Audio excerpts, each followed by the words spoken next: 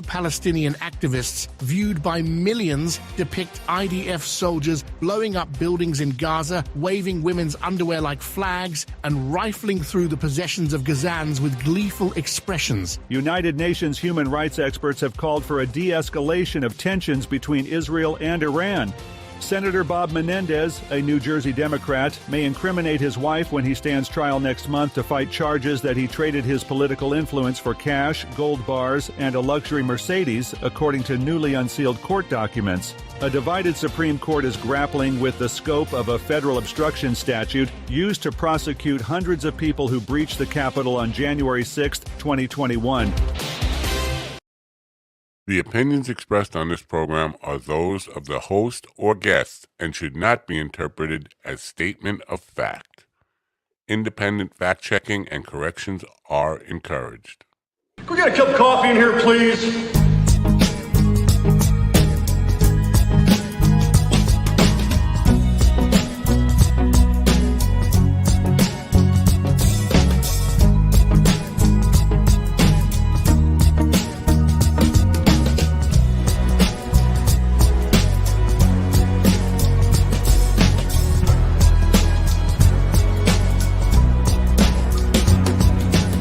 Damn good coffee and hot.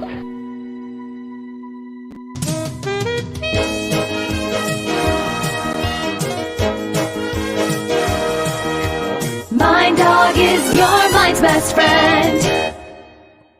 What the hell was that? Wake up, America. You've got a dog that needs walking.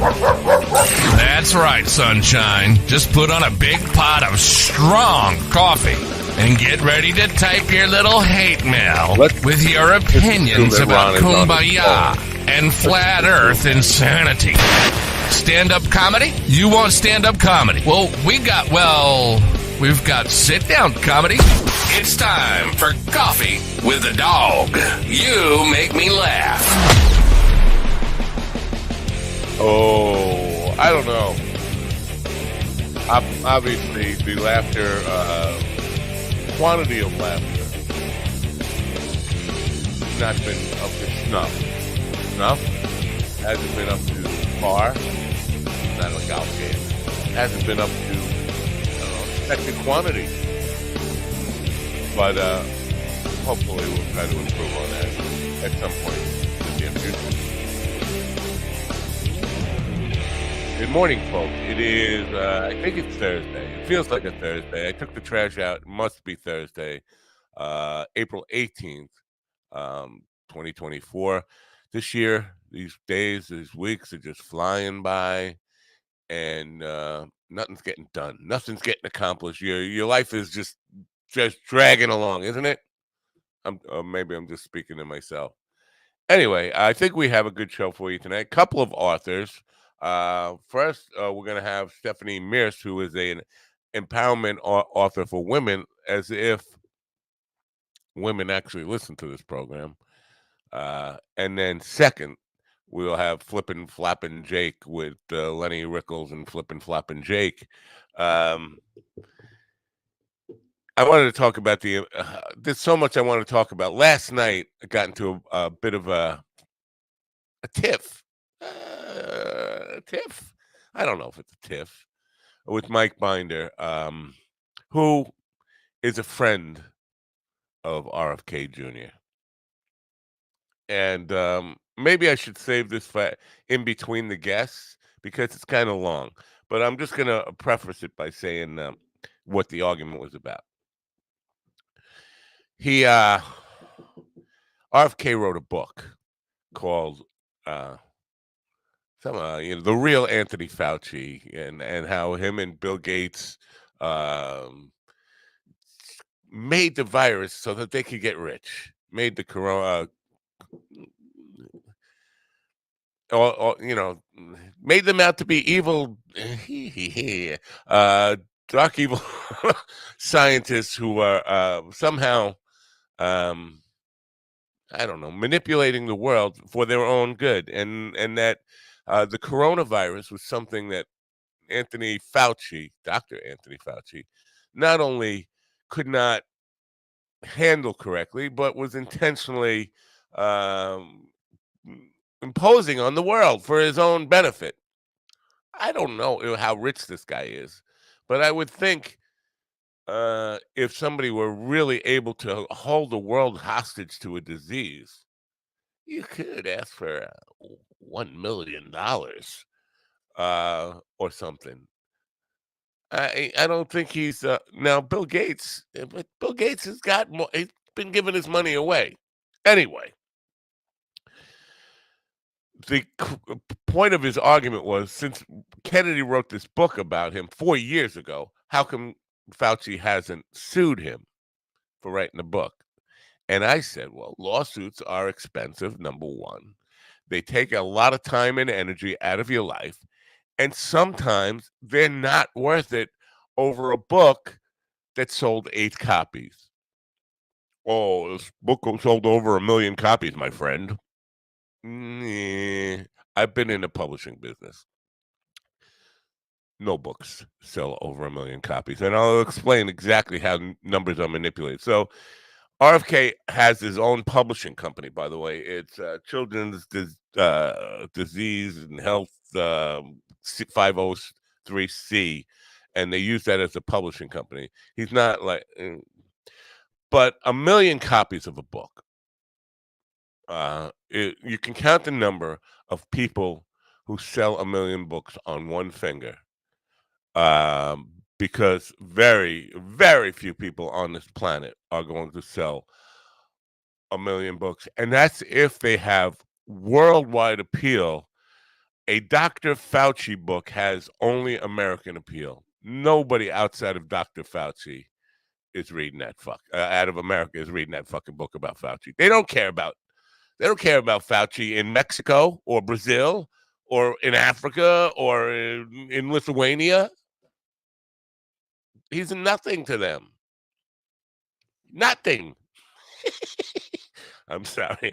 My Jewishness is coming out. My Brooklyn Jew is slipping out. I got to stuff him back in. Anyway, I'll talk more about it in between. I think that's probably the better time to talk about that. But we are going to have Stephanie Mears, who is an author about women's empowerment. She's written a book about the perfect woman, or something like that.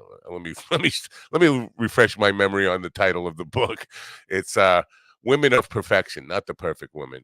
That women are I don't know, trying to be perfect in this world. Some women are, and some women are trying to be dirty, rotten sluts and stupid.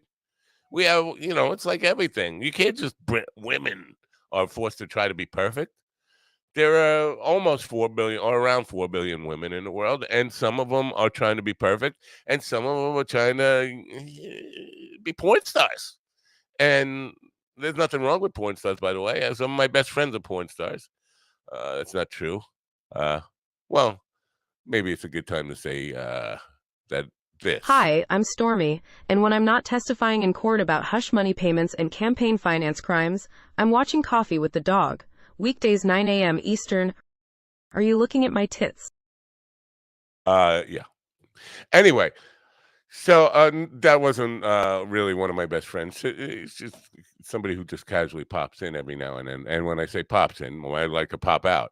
But so I was thinking about this whole idea of women, I don't know, thinking that they are held to or forced to be perfect in this world.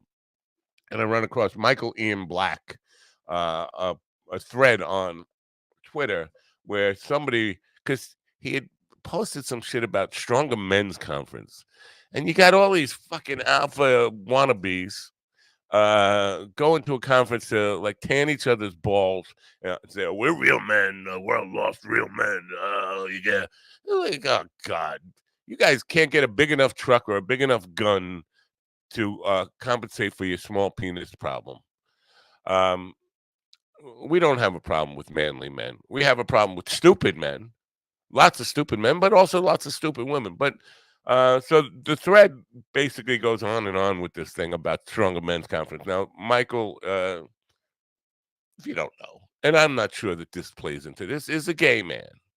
So maybe he has a tough time relating to jocular cavemen, possibly. I'm just putting that out there. Maybe not. There's lots of gay men who probably are cavemen in a way, the big letter macho man.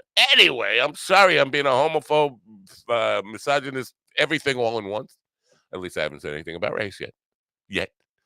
Um, okay, the thread goes like this. Somebody who wrote to him. Now I'm not sure if this is a woman or just a male feminist that wrote to him and said, everyone suffers in some way or another, but they should enjoy the suffering. To suggest that men in particular suffer more than women is fucking ridiculous. I would agree with that. We all enjoy the suffering at our own little doses, whatever we like. You order up your suffering and you accept what you get. Whatever the chef is dealing with in the suffering, I'll have that today. Men have been running the country for 250 years. Not so. Some men have been running the. I have not been running the country for 250 years. Now this guy is coming. He starts off with that. You can't generalize. To suggest that men suffer more than women is fucking ridiculous. We all suffer in some way or another. Men, now he's generalizing. Men have been running the country for 250 years and running the world for millennia. Not true. Some men have. Some men like me have been playing music and smoking joints and like looking and saying, "Man, I got nothing. I'm just a lonely old bald-headed, dyed mustache loser." That's what I've been saying. So, is that a little self-deprecating or too self-deprecating? I've been told by people I got to stop putting myself down. Anyway, men are generally in charge and do not suffer more than women. Generally in charge. Not true. Listen, every corporation I worked for until I was 57 years old. I worked for a company for 3 years where I had all male bosses. But as Cablevision, I had every boss above me. I was, I rose to a very high executive level there, but still had women bosses, all senior vice presidents, women bosses, all over the place. And the president, Gemma Toner, if I put her name out, very powerful, very competent woman, was my boss. And every major company that I ever worked for, women bosses. So just no. Now, is there a pay inequality? Yes, there are issues with inequality and sometimes even respect. Sometimes, like GD alluded to with race earlier in the week, sometimes women have to work twice as hard to get half as much respect. I will grant you that. But men are not running everything. There are lots of things that are being run by women. And she's running her own company too. So, I'm not going to get contentious with her, but I'm just this Michael Ian Black thing. So Michael Ian Black's reply to that guy or gal. Can I say gal? Am I an old-fashioned guy? Guys and gals. It's not a doll. Maybe guys and dolls. Guys and dolls. His reply to that guy or doll. Because the guy's only doing it for some doll. This is the problem with acknowledging that men need help. This is the problem with acknowledging that men need help. I don't know if it means there is a problem with acknowledging that men need help. The ridicule is immediate. Men are killing themselves more. I think that's true. Men kill themselves more. But why not? Yeah. What's not to kill? Men are killing themselves more, dying younger. Well, we know why we die younger, because we do stupider things. This is just a fact. I mean, you don't see women, for the most part, jumping. I saw a video last night of a guy on the top of a stadium, and there were like planks, and he was running across the planks. All you have to do is miss one, and you're a goner. Women don't do that. So, dying younger, experiencing epidemic of loneliness. Aw. Well, epidemic of loneliness. I don't listen. Ugly guys don't know how, or guys who don't know how to. I know several guys, but who are virgins their whole life, and that's got to suck. And that's probably what makes them into serial killers. But that's a whole other thing. I think that's probably true. I'm really fucking lost today, aren't I? but an epidemic of loneliness. I think that's probably true. A lot of men are lonely, underperforming in school. I thought he was going to say in bed. Underperforming in school. I don't know what that has to do with you being male. I think women underperform in school too. Anyway, and the left wants to ignore it because of patriarchy. The left wants to ignore. Now, I'm not sure it's a right-left thing. I'm not sure. I don't know. But when it comes to lonely men and people who just can't score with women, we have Ron Kane, who is on his phone, and we have a guy who likes to point at his cup, and a spot stealer in a wheelchair who comes and steals my spot. I'm being intimidated. My spot is being taken by a disabled guy. Well, welcome to my world. My spots get taken all the time by you walking bastards. Fuck me. Good morning, America. MindDogTV.com. Mother's Day is May 12th. Don't what? Oh, no, that's fine. Don't break her heart or the bank. Go to MindDogTV.com for all of your Mother's Day needs. And if she's lucky, we'll take care of her needs also. MindDogTV.com. Enjoy the suffering. I don't know what my Mother's Day needs are. My mother's on the shelf in my bedroom, in a bag, in a box, in an urn. Then your needs are simple. Dustbuster. Jeez. Yeah. So what do I do for Mother's Day? Dustbuster. I let her out of the closet. Set her at the table with a nice mimosa and like a breakfast. Eat both of them. Drink all the mimosas, and then snort the ashes. Don't snort the ashes. I spoke so much about nothing this morning that we're past the 15-minute mark and the guest isn't here. This is a week of no-shows that is driving me crazy. Last night I had a no-show. And the guy, when I said, "Where are you?" He said, "I'm going to do it 12:30 tomorrow afternoon." We're just picking times out of the blue when you want the show to be on now. This is what I'm dealing with. Do you need me to find a guest? I need you to find a gun. No, I'm back off. Stop that. It's just a joke. I'm I'm not really. I said, here you go. Got one right here. Damn. Oh, firepower.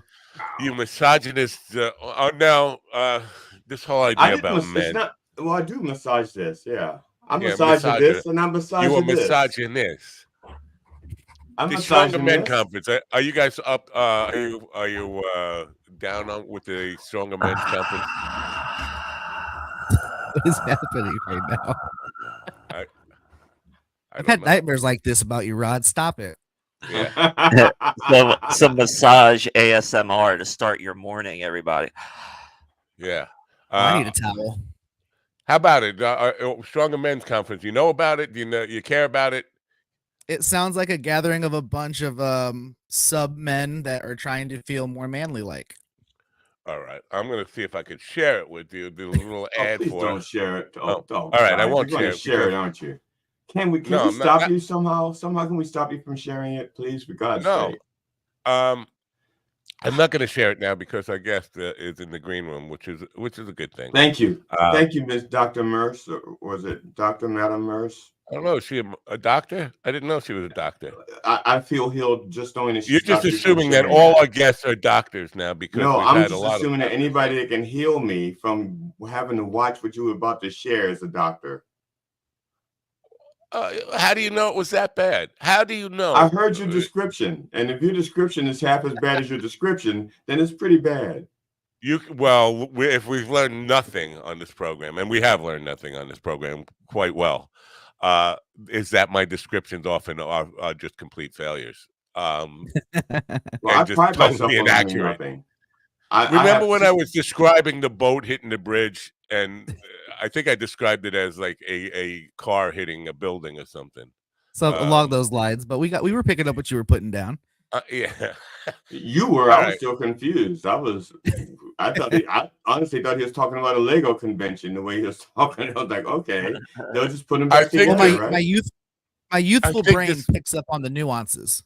I think this Stronger Men's Conference will have some bearing on the conversation we're about to have about empowering women and women who of perfection, because these guys are men judging men, and I think a lot of what we're about to talk about is women who judge women or put too much pressure on themselves. These guys want to put pressure on me to be them, and I don't want to be them. I've always liked the burnt out hippie of the remnant of the 60s and 70s that I am. I like that version of whatever masculinity that portrays to the world. I don't want to be them. I don't want to be, an MMA fighter to prove that I'm a man and all that kind of stuff. So I think that's gonna play into the conversation. We should play a really quick commercial. This is for InVideo. If you want to create AI videos that make you look like an MMA fighter, this is a good place to start. InVideo. Oh, yeah. The link is in the description. Hey there, fellow content creators. Are you tired of seeing your YouTube channel growth at a snail's pace? Well, I've got some good news for you. InVideo is here to supercharge your channel growth.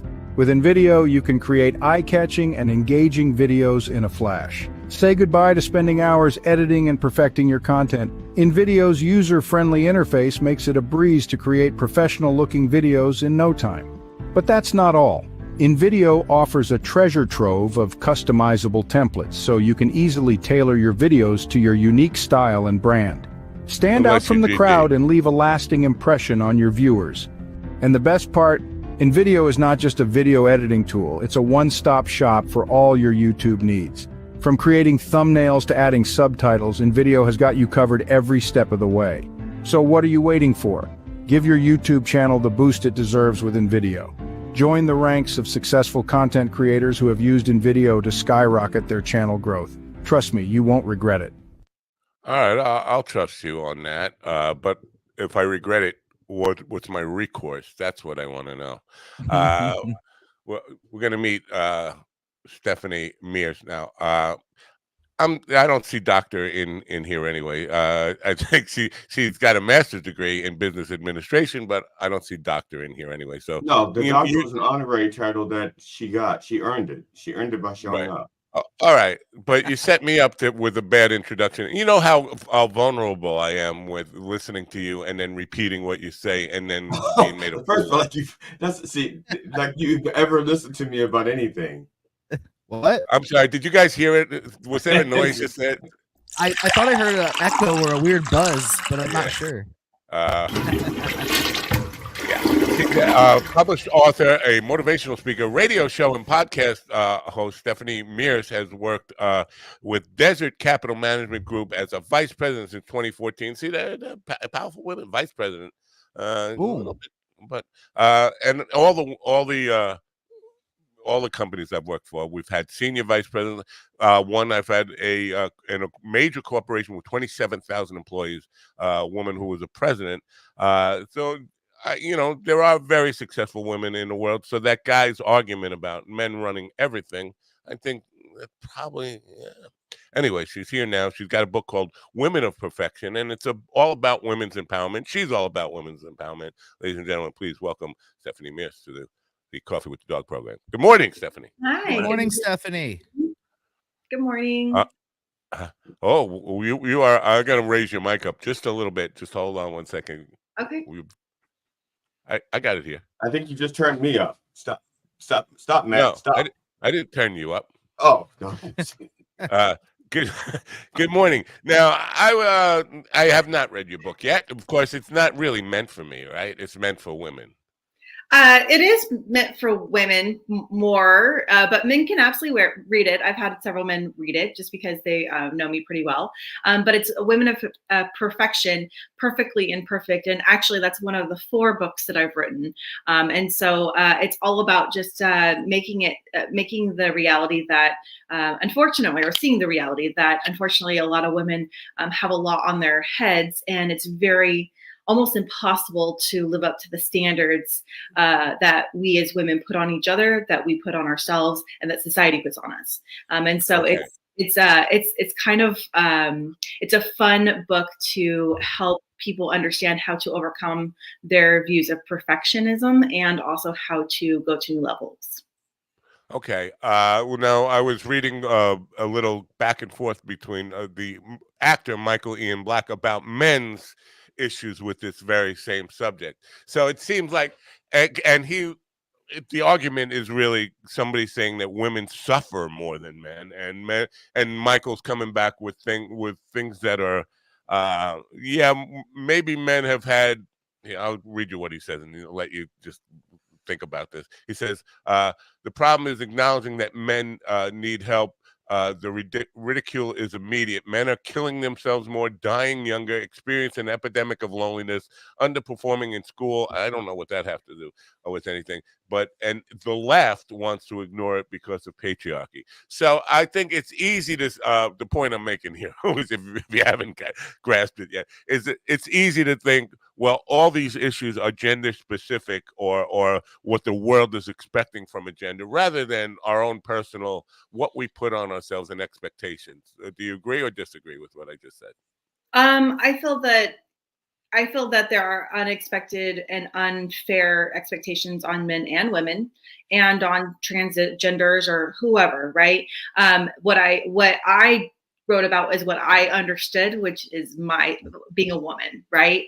So I'm not saying that men don't have unfair expectations. That's for sure. I do know that, it's not fair that men can't cry supposedly and can't, have to be super masculine in certain ways, but can't be masculine in other ways. So I definitely don't feel that it's one gender specific. But I wrote about what I knew and what I saw personally. So it wasn't anything negative toward men, but whatsoever. It was just what I understood for myself. Fair enough. I just want to say that I cry every day. As soon as this show ends, I cry for about a half hour. My wife has to come and peel me off the floor. It's true. I called him once after the show. It was snot bubbles. It was gross. And lately, the crying has been a lot worse. But so it's fair enough to say. Does it help when we spoon with you? I'm sorry. Did anybody hear? It sounded like there was that weird ring is back in the speakers. That's weird. Oh yeah. Anyway, so it's fair enough to say that this is your perspective on women like you who feel like they have to live up to a certain expectation, whether you put that there or society put that there.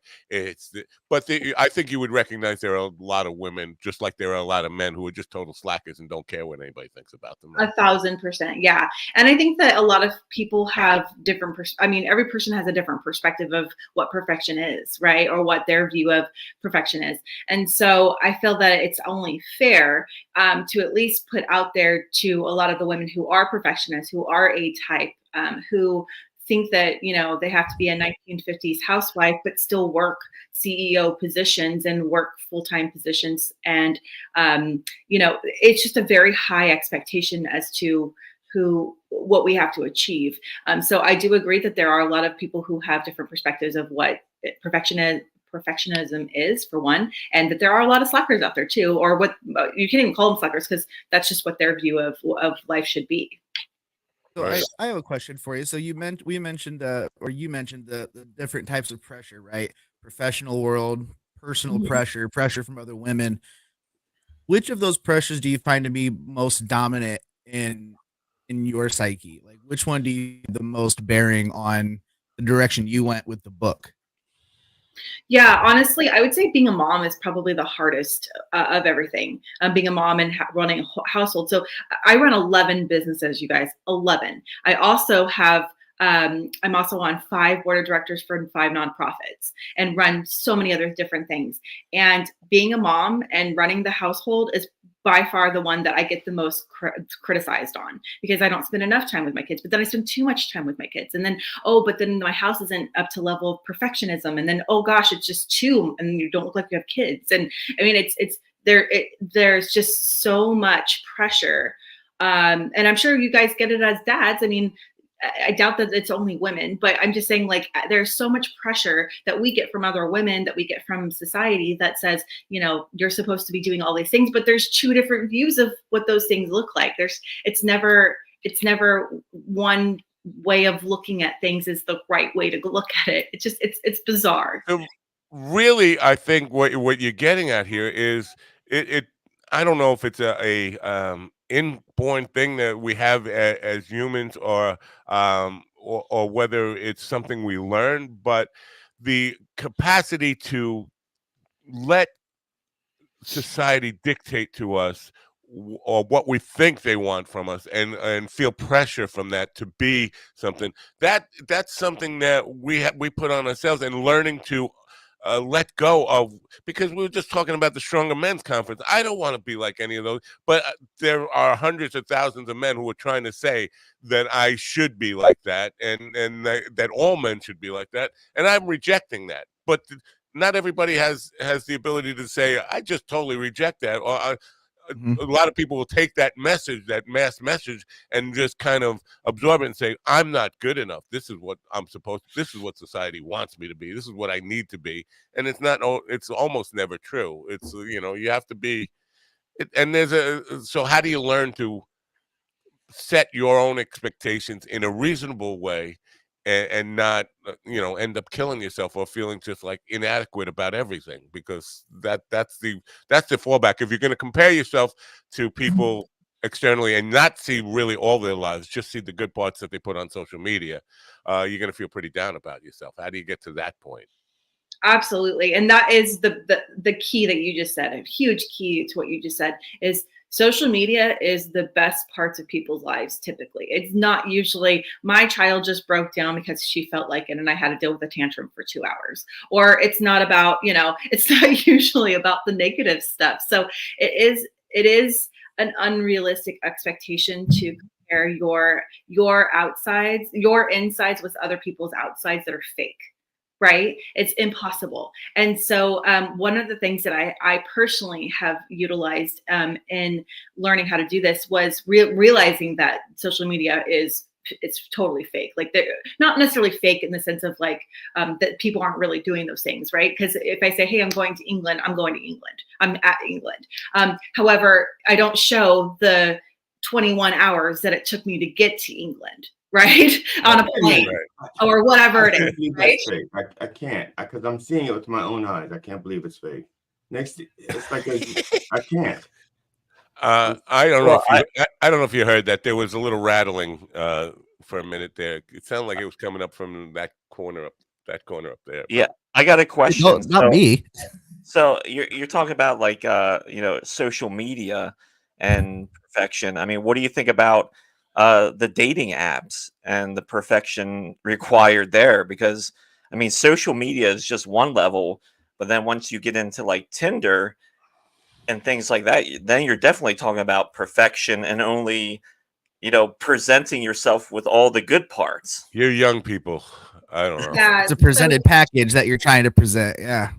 So, I have to tell you, I don't really know much about Tinder or any of those, because I've been married for almost 20 years. And that was well before the world of that kind of dating. I don't know those either. I don't know much about it, honestly, but I do know that it seems unfair to have to be judged based off of not only your appearance, but all this view of what you are that's perfect. But what my opinion is in this, just be authentic, be who you are, use pictures that are not just AI or not spruced up. Be or you. where you're 20 miles back and no one can see you except Yeah, for exactly. an outline. But the reality is if you're being authentic in who you are, then the right person will find you. But if you're being fake, you're going to find someone fake, and then it's not going to live forever. Right. Now, one of the things I'm seeing ads for AI things, AI apps that you upload your picture of your face, and it's mostly women, I have to admit. Upload a picture of your face, and it will make you look like a professional, but an executive type. But the executive types for women that these AI things envision, and I think this is part of the societal warpedness in this. They always look sexualized as executives. They don't look like men when they're portrayed as your best executive look is in a sharp suit, but he's not necessarily looking like he wants to have sex. But these apps that because it's implied. He's a man. It's implied. That's what he wants. Oh, yeah, so okay. You don't have to show it. I heard that there's something coming through now. But they're wearing these like Hollywood glamour dresses, and they have lots of cleavage showing, and all the jewelry and accessorized and all that stuff. So the apps are kind of playing into that too. And for young women, that's got to be really confusing. If I want to be an executive, I not only have to, because we talked about this about race the other day, about certain people have to work twice as hard to get half as much respect. I think women young girls especially will see that and think, well, that if I want to succeed in business, I got to look like a supermodel and be smarter than everybody else as well. So It's true, yeah. So I have noticed that as well for the AI representation of CEOs, and sadly enough, in reality, that is actually the case as well. So so in September, I'm actually going to be the president of the company, and I'm going to Harvard for my CFP. So I'm by far from being stupid. However, I am portrayed pretty consistently that I have to be still sexy while doing my job. And so I feel that is actually just a representation of what is expected of us as women, is to have both sides of the intelligence, but also still be sexy in some shape or form. And so so I do unfortunately feel that is part of society that you kind of have to play into at least a little bit in order to be like to that level of success that you may want to be. But you could always just not play into it. And I don't know where that would go necessarily. Yeah. Now you described 20 years of marriage. So if this is offensive to you, please, it's not meant to be offensive, but I would say you're a middle-aged woman. That means you're a middle-aged woman. 20 years of marriage, you're a middle-aged woman. And I'm just thinking that if you really want to make an impact, you should dumb this book down. Not dumb it down, but try to speak to teenage girls, because those I don't know, and I don't know if I'm just talking to hear myself talk right now, but I think it's probably too late to save middle-aged women, but teenage girls and adolescent girls and young women just starting out, you probably have a better chance at making an impact with them. Your thoughts on what ridiculousness that I just said? Well, actually, no, that's why I go in and speak in colleges, in elementary schools, in middle schools, and high schools. And we speak at tribes. We've spoken at, and it's all about education, showing women how to go to another levels, and men. So I actually go in and try to make an impact through my speaking engagements for the younger generation, because this is something that needs to be talked about and shown and educated about for sure. But it's also mostly in the financial aspects, because most teenagers, when they come out of high school at 18, don't understand how to deal with finance, and so I kind of just guide them on how to do that. Mentor a lot of teenagers as well. Wow. I can appreciate that as a dad to a 13-year-old girl. That's I appreciate that, because and also like the staying at home part. I'm a stay-at-home dad also, so I kind of get that as well. But yeah, so thank you for that, because I worry about that a ton with my kid, because she's now getting onto social media, and she shows up wearing sometimes the most ridiculous things, and I'm like, homie, what are you doing? Like, you can't, stop it. No. So that I got to take scissors and go find sweatpants and turtlenecks and be like, cover up, stop it, chill, read a book. And so thank you for that. Yeah. I'm not sure. Go ahead. I was going to say, I think any parent that raises a teenage girl, and if you can get her through the teenage years, you definitely deserve a medal, because it is not easy at all. Because I've had, got boys and girls, and the girl was the hardest, just the way the drama is interpreted and how I would rather with take social all of my media surgeries again. and just like do this the again. backbiting between girls. I've noticed that with teenage girls. Yeah. I'm probably right there I with think Steve. parenting in general is a crapshoot. I mean, I hate to say, you could try your hardest, and you can think you're doing everything right, but there is no manual, because you're dealing with human beings, and every one of them is individual, and you really can't like have a one size fits all parenting manual. So we try to do our best as parents, and then you still end up, with whatever you get. It's like parenting is like a box of chocolates or something. You never know whatever that dude in Georgia said. Yeah, you never know what you're gonna get. Alabama. Boeing, Alabama. Yeah, it's Alabama, not Georgia. Balance, finding balance. Are you at a point where are you can you fulfill all those roles as a mother and I don't know, a high-powered executive in 11 different businesses and all that stuff? How do you find balance in all that? So I don't genuinely believe that there is a ability to keep everything balanced out perfectly. I just don't think that that's possible. Even as a stay-at-home person. So my husband's also a stay-at-home dad. Well, he's retired, but he's a stay-at-home dad right now with the kids. And even with being a stay-at-home dad, it's impossible to be completely balanced, in my opinion. Because I was a stay-at-home mom for 2 years and I couldn't balance myself. So what I do believe, though, is possible is that some days your kids just need you more, so you're with your kids more.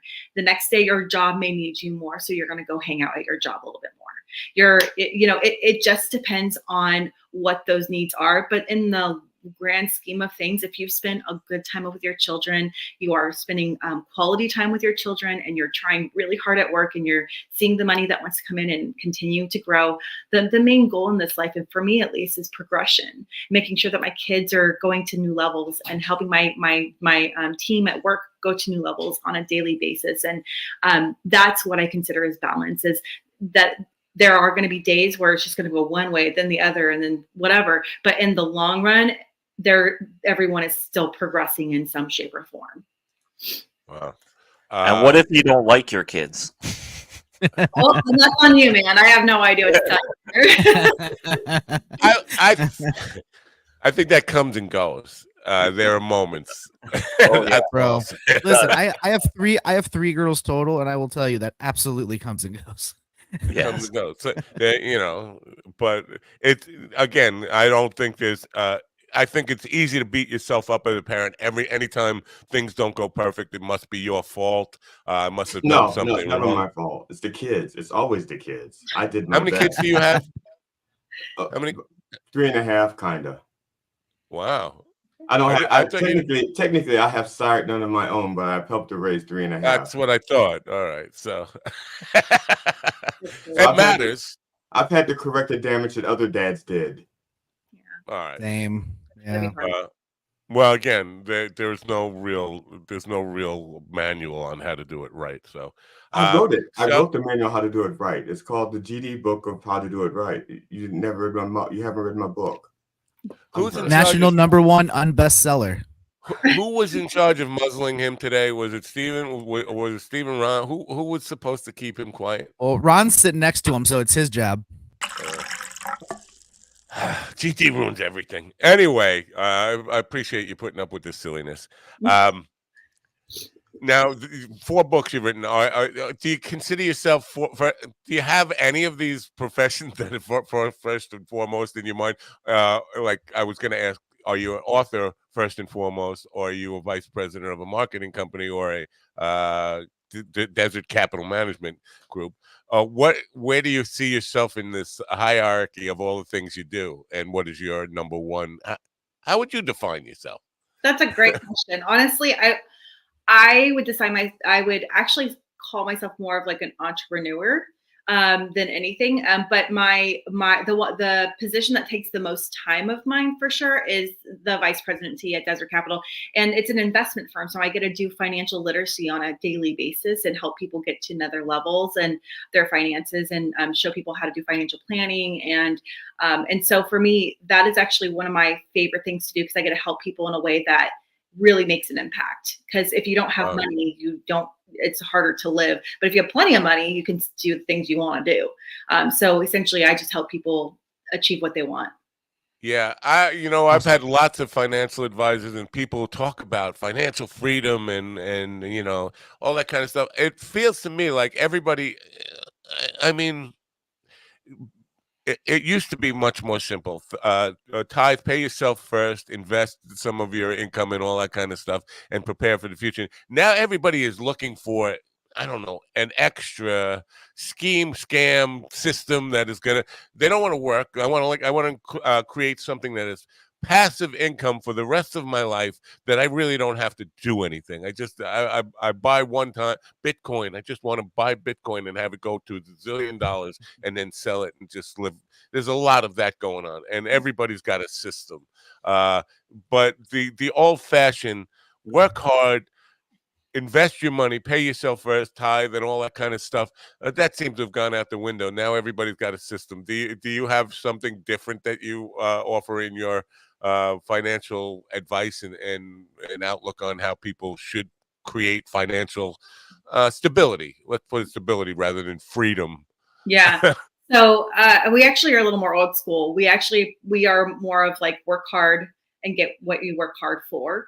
We're about savings. We're about compounding interest. We're about making sure that you get into the right kind of stocks and mutual funds that have been around for at least 30 to 50 years.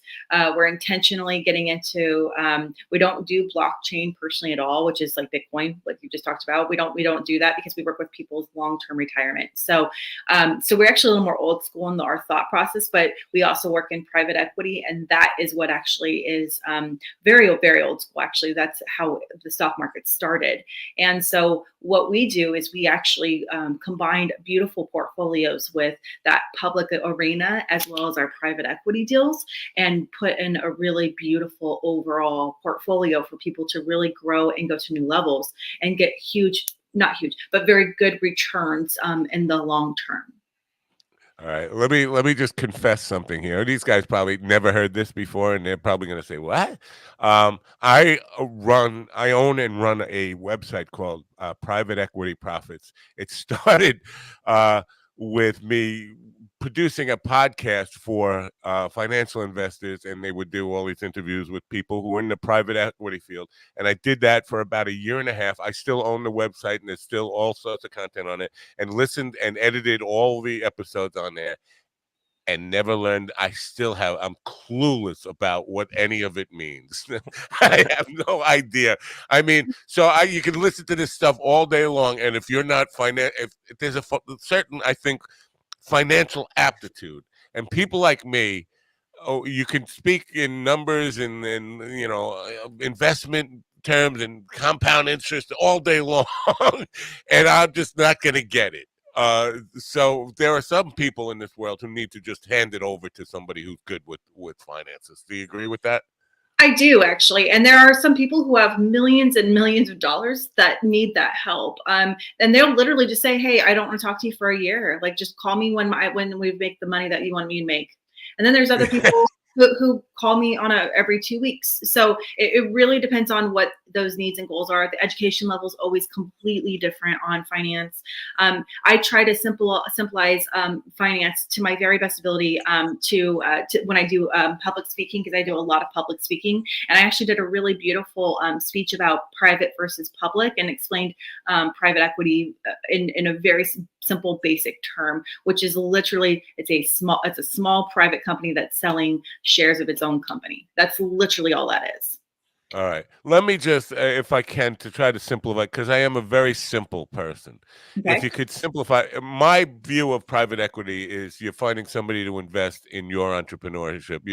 You're working with somebody else's money. Is that fair, or is that just oversimplifying everything? That's too simplified, and it's not. That's actually more angel investing as opposed to private equity. Private equity is actually a company, a corporation, usually with some kind of asset based, that actually is growing that company to new levels that I typically work with at least. Right. Yeah. So most of the time, most of the people that are interviewed on that site are in the real estate market or have had interest in the real estate market, and many of them started out in this no money down type of situation, real estate investing, and that's where I got that impression from. But again, okay, yeah, nope, that's not how I work. I actually work primarily in like oil and gas and litigation finance. Okay. Yeah. Now you say you do a lot of public speaking. You're so diversified in the things you do. Do you do public speaking on all those kind of different areas, like women's empowerment and financial advice and broadcasting and all the entrepreneurship things that you're interested in? You speak on all those topics? So honestly, I've spoken at so many different locations. I've spoken at over 100 podcasts around the world in the last 4 years. I've spoken at over 50 summits around the world in the last 4 years.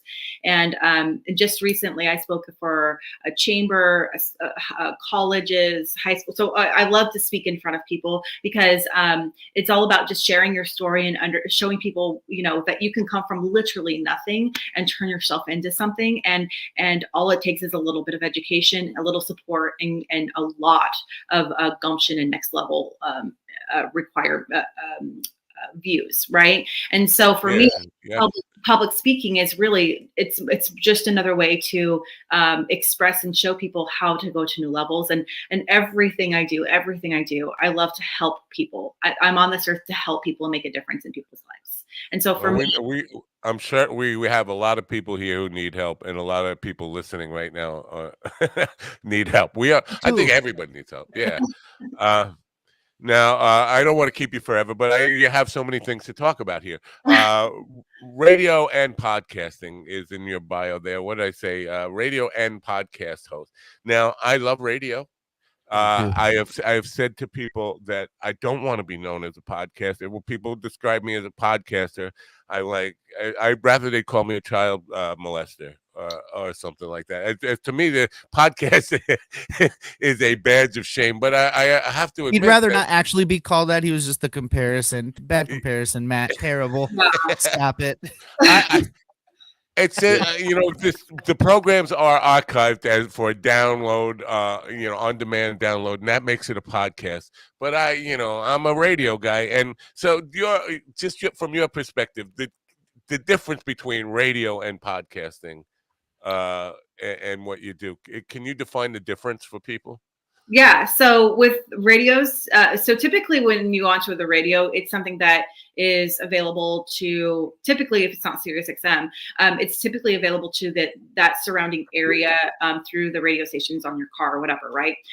When you go into radio, it's a completely different vibe than a podcast because you're going into a station, typically speaking, not always, going into a station and actually having a full program in place. With podcasts, at least from my experience, you can do that usually from your laptop and have just in conversations, a lot of conversations, usually some smaller agenda, but it's usually not a full-on program. And that is actually available to anybody in the world versus just that immediate area. So that's my problem with it, is that it's available to anybody in this world. And it can be just nonsense. It could be people who just aren't. And listen, maybe I should temper my own ego here about what, but being from the radio world, I think if you get into internet broadcasting, live streaming, and what if you want, I'm going to use the word podcasting, you should have some background in broadcast radio or broadcast television and all that stuff. But the fact that anybody could do it from their bedroom, and there's so much nonsense in there that, I heard a guy, a 5-minute daily podcast he does, and he's urinating while he's talking into his phone, and that's called a podcast. I don't want to be lumped in with people like that. I think that's a podcast. It's a podcast for sure. Yeah. But you get my drift. There's so much. It's so Wild West that I don't want to be kind of lumped in with those people. Yeah, do you understand my point there? I definitely understand your point, and I think that with everything in technology, there's going to be some good stuff and some bad stuff, right? So look at social media. It's the same thing, in my opinion, when it comes to the way that it can be perceived. And social media can have some really great things about how to help people, but then there's a lot of really stupid stuff out there too, right? And so podcasting can be the same way. You have some really good gems that can really educate, help people, make a difference, motivate people. But then there's a lot of stuff where, you're paying into a microphone. I mean, who knows which ones are going to be the more successful? I don't know. But what I can tell you is there are podcasts that I personally like to listen to that actually educate, show people how to get to new levels or motivate, which is huge for me. I would agree. There, but those I think the successful ones are the ones that really sustain in adding value, something of value to society.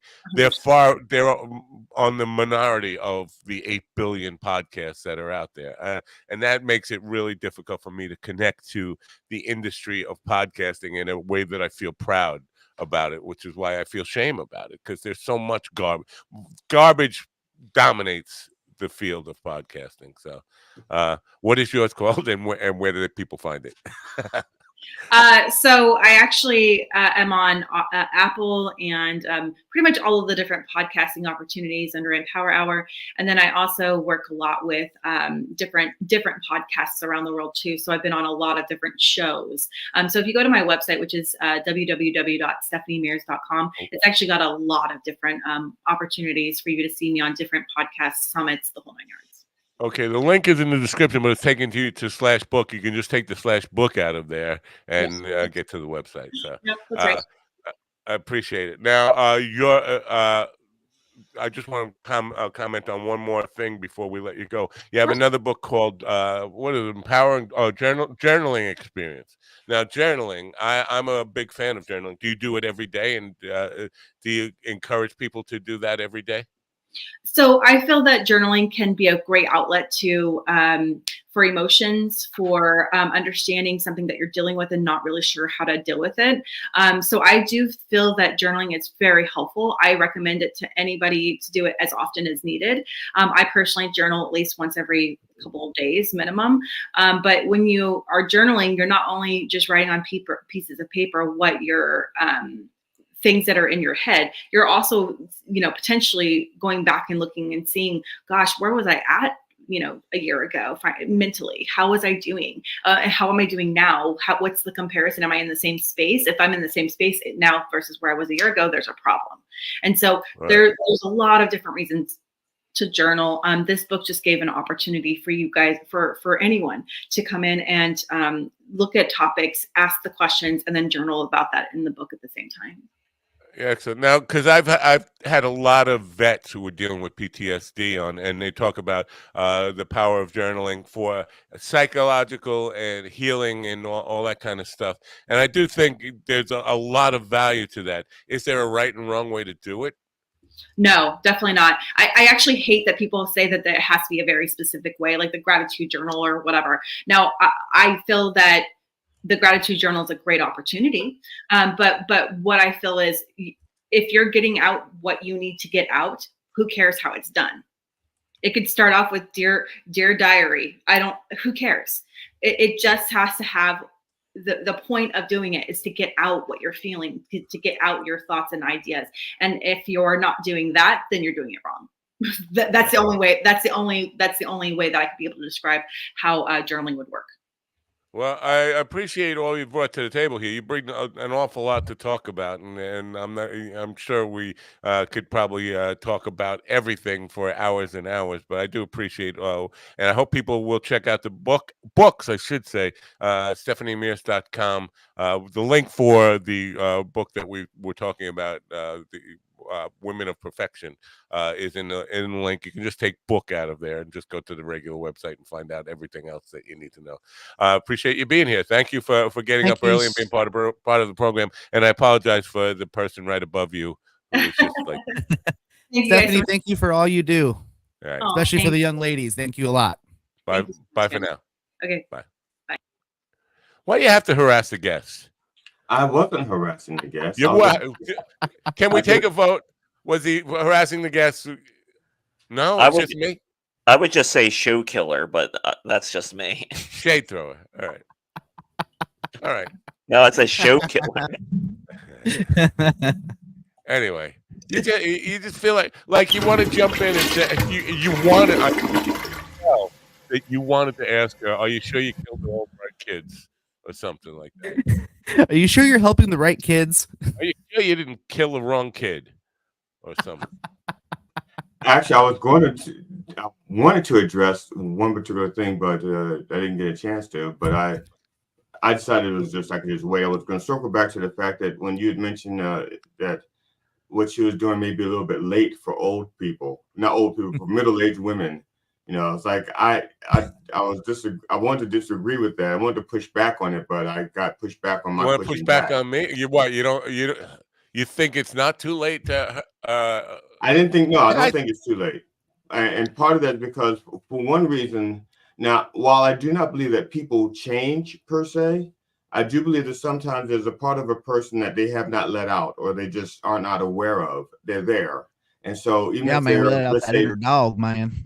I'm too set in my ways. I'm too set in my ways. So even if they're middle Can't aged, teach an old dog new tricks, man. It says it right there in the subtitles, man.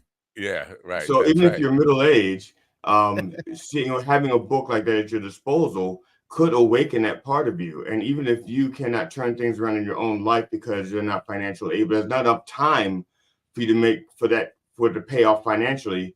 You can pass that knowledge on to someone you're raising, or someone. All right, fair point. I'm going to give you. I'm going to give you a fair point on that one. It is. It's a fair point. Now we got the news coming up. Lenny Flippin' Rickles, Jake is in the back. He got here early. He's been rowing his boat back there for about a half hour. But we have to do the news. But before the news, speaking of middle-aged women who have, learned something. Here's somebody. Hi, I'm Stormy. Mine dog is my mind's best friend. Coffee with the dog is my second favorite way to wake up. Yes, they're real. Want a blowjob?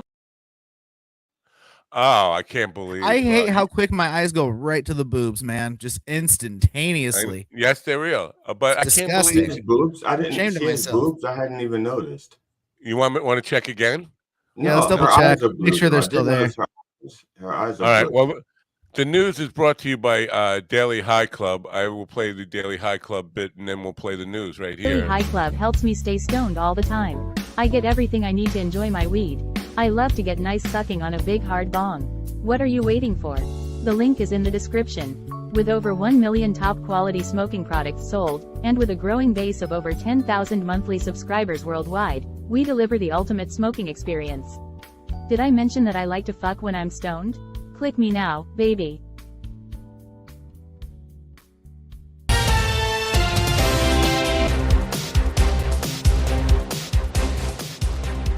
Take notes.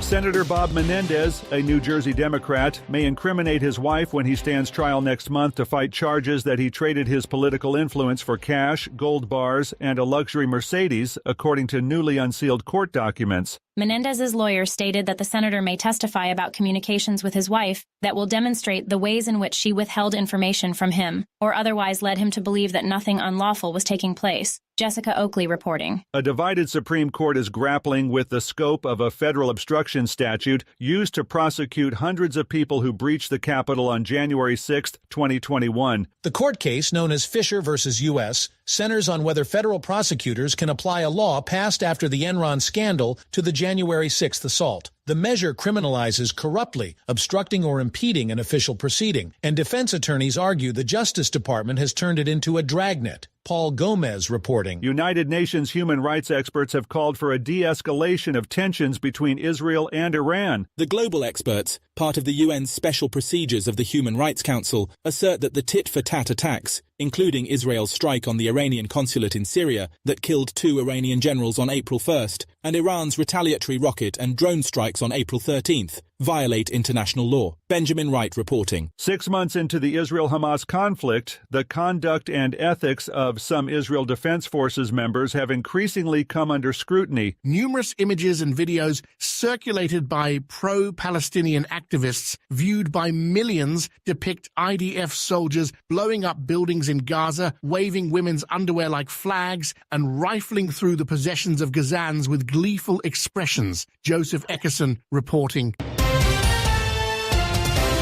This is the latest news headlines. You said that already. Is there more? No? That's it? That's all the news there is. One of the things I don't think PepsiCo Inc. mentioned- has initiated a voluntary recall of some sugar-free and caffeine-free Schweppes ginger ale products because they contain full sugar, according to the U.S. Food and Drug Administration. The FDA said in a report earlier this month that the company voluntarily issued the recall on March 9th. The recall impacts 233 cases of 7, 5 fluid-ounce cans, which were shipped to Maryland, Pennsylvania, and West Virginia. Jim Kender reporting. A man who was caring for a 3-year-old Wisconsin boy when he vanished in late February pleaded not guilty on Tuesday to a charge of chronic child neglect. Jesse Vang, 39, entered the plea during his arraignment in a Manitowoc County court. A judge on April 4th ordered Vang to stand trial on the neglect charge in the disappearance of Elijah View. Vang is being held on a $20,000 cash bond. Liam White reporting. Dubai was hit with severe flooding on Tuesday after 2 years' worth of rain fell in just 24 hours, records show. Over a half foot of rain was recorded in the United Arab Emirates city between 10 p.m. local time Monday and 10 p.m. local time Tuesday, according to the Dubai Meteorological Office. Dubai typically receives 3.12 inches of rain per year on average, according to the World Meteorological Organization. Lawrence Keller reporting. Police have made arrests in the theft of a cargo container that included gold and other items worth over 20 million Canadian dollars, stolen from Toronto's Pearson International Airport a year ago, authorities said. The missing goods were reported to police shortly after the container was taken from a holding area facility following its unloading from a plane. Police declined to provide more details at the time. Wade Addison reporting. And that's the latest news headlines with Alan Edwards. Thank you, Alan. We appreciate all your hard work there. Do you remember what you were going to say, GD? When I was talking about the Iran and Israel, their conflict, and he said their tit-for-tat war, tit-for-tat attacks. Were they real, the tits? I was going to say he did not mention that there were no tits actually harmed in that attack. It's true, actually. And yeah. I think that he should have mentioned that. Well, and we can thank the Iron Dome protection system they have over Israel for protecting the tits. I don't think a legitimate newsman should ever say tit. I agree. Well, and also that's why we are all saying it instead. I think Israel is missing a great opportunity for branding. That they should come up with the Iron Dome condom, and just say full protection guaranteed. Or 99% rapture proof. Yeah. All right. Rupture. Yeah. That's fair enough. The guy who got charged with child neglect, the way they worded that, a man who was charged with the care for a 3-year-old boy when he went missing. Now, who went missing, the boy or the guy? It was the boy. That's also, the way he said it sounded like the guy went missing. Right. If the guy went missing, then how can you charge him with neglect? Right. If the child went missing. Yeah. They don't say if the kid was ever recovered, and what happened to the kid. They didn't mention that. Don't you want more details on that? A bit. Oh, even just one more detail. Yeah, just one more detail. How did the kid go missing? And was he recovered? Where did they find him? Yeah, that's another thing. Was it his kid? Why was he? What who hires male babysitters? Now, as far as Menendez go, the whole point of when you have two people committing a crime together, the whole point of having a separate trial is so that you can point your finger at the other person. That's the whole point. So that's not news that he's going to point the finger at his wife. What will be flipping on your wife is pretty low, though. I mean, you can flip on. I could flip on you and say GD was the bad guy. I was just going along with it. But if I flipped on my wife, that makes me like, what kind of... Yeah, but the chances are the two of you agreed to flip on each other so that you both you both have reasonable doubt. Okay. Oh, you think so? I didn't, well, my mother and father were arrested together, and they didn't flip on each other. They didn't flip on anybody. Yeah, my parents aren't rats. Well, the other option, if you think you have a good defense, and you can stand together on it, then sure. But if you're like them, I won't stand with anyone. They didn't have a good defense. They pleaded guilty. We did. Well, okay, so they didn't have. There was no need to flip. They both pleaded guilty. What I'm saying is, in the Menendez case, they are both trying to say, no, we didn't do anything wrong, and we'll prove it by blaming the other person, saying they're the one that did wrong, creating reasonable doubt. That's not news. Right. That's just basic criminal defense 101. Yeah. I would like to see Clarence Thomas actually face some accountability. Why? Oh yeah, yeah. I think that N-word's got it coming. I see. I know what time it is. I didn't say it. Well, I was just looking to see.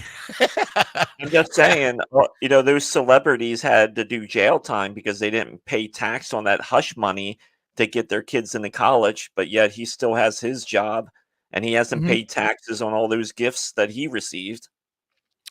That's yeah. I mean, how that's pure and simple of it. It's right. it's just Menendez hiding in a with his position of gold bar. power. Now Menendez this isn't his first time getting caught with his penis in the cookie jar, or whatever they say. I don't know what the real cliche is. I think it's a ring. I think it was a ring, and that's ringing cookies. Okay, never mind. I get what you're trying to say. I really don't. But So I don't know for why him, because you know he's not the only one in the Senate or in Congress that is doing this shit. Why does he keep getting caught? And when the other guys, he's just because he keeps stupid? doing those old timey crimes. I mean, they're paying him. Crime. Yeah, because he's collecting gold bars. I mean, Right, you know, you yeah. could have a monocle and a top hat. Like, I like my gold bars. They just run away. Yeah, a little leprechaun. You can't really run with gold. Is kind of heavy. You can't really. It's true. He's probably got his wife tied to the train tracks somewhere. Now, the last thing with the news, the last thing from the news I wanted to touch on is this idea of if you're winning, don't you have the right to wave the panties? I mean, they're waving panties around like a flag, a women's underwear. They said they didn't say panties, but I'm an It's old ridiculous. school guy. I'm a panty guy. You're an old timey guy. I'm an old timey panty waver. Isn't that the spoils of victory? Isn't that why you go? I mean, that's not why countries go to war. But as individual soldiers, aren't you hoping to get into a battle where you get panties to wave and say, "We did"? We I mean, the white flag. We're That's like one. Yeah, that's like yeah. That's I'd that'd be what you want. Because it looks like the thing is because it looks like you don't know the source of the panties, and it looks like you grabbed them off of somebody. Let's say a person who was wearing the panties, and if it's a woman, no, that's what happened. That doesn't look like that. That's what happened. That's definitely, of course. What do you think? They went to the dollar store and bought fresh panties to wave around? No, it could have been like a college thing where they just raided panties out of dresser drawers. I don't know. Muhammad, blow up the dollar store. We need panties. Quick, we gotta give up. If you fly over Gaza right now, all you're gonna do is smell chocolate chip cookies, and you'll know exactly what I'm talking about. That's not The bean flicking cookies. They burn. And you need fresh panties because you can't be up there waving panties with brown streaks in them either. Well, that doesn't say I'm giving up. That says I'm just running away. Right. No, see, that's the downside of it. I got, that would be my luck. Everybody's got the chocolate chip cookie smelling panties in there, and me with the cat stains in them or whatever. That would be my luck. I get the shitty pit. That's awesome. Anyway, would you like to move on? Can we move on? Yeah, we probably should. It's probably time to move on. Now I'm going to bring Jake in just 1 minute, but I did want to talk. Drowning. I did want to. He's not in Dubai. No, he's rowing a fucking boat. I know. That's why I was like, "Oh my god, he's dying right now," and we're just talking. He's just out in the ocean somewhere. Because there's some people up a creek without a paddle. At least he has a paddle. He does have a paddle. It does look like he's a kayaking, double paddling guy. Anyway, this idea, Mike Binder with his Robert F. Kennedy sold 1 million books on Fauci. Or no, nobody sells 1 million books. Nobody. J.K. Rowling might sell 1 million books, but she's got worldwide appeal. She's not just appealing to the United States. But his fact was I know you want to defend your friend. That's a loyal thing to do. That's a commendable thing to do. Get 100%. On your, but if we're looking at the reality of it, there's 340 million people in America. Not all of them are adults. how many of them actually buying books, nonfiction books about conspiracy theories or about vaccination, about medical information and all that kind of stuff. Conspiracy theories, I could see them selling pretty well. This particular book, no way. Right. The only way they sold 1 million copies is if somebody in the White House somewhere bought 1 million and sent them to the libraries. That's the only way that's happening. Well, I told them, I basically said I would lay out the details of how publishing companies do this. Because that private equity profits site I mentioned was part of me working for a publishing company who has this down as a science. What you do in today's world is you set a date for the release of the book. Now, that's when you're going to release the hardcover book. They're not going to print ever. Nobody's fucking wasting money printing major quantities of books. They're going to print 1,000 copies because they're not thinking anybody's really buying the hard copies anyway. What they're going to do is pre-release in a digital format at $0. So, and they put it on every platform for free.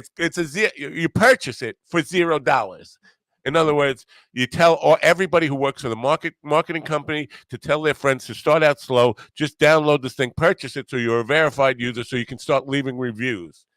And then they set up bots to purchase, and then they set up bots to leave reviews. So those bots and those zero, before they actually release it for sale. So you've already sold 500,000 copies at $0 by the time you release it.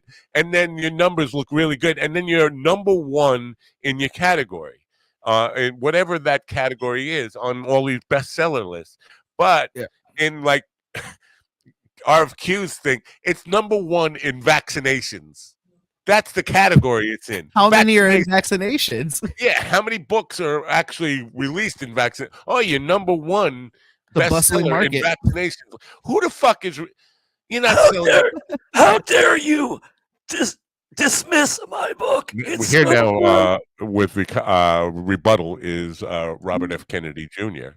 If you fold out the center of the book, it has a calendar. I want to tell you not to get your vaccinations. It's very helpful.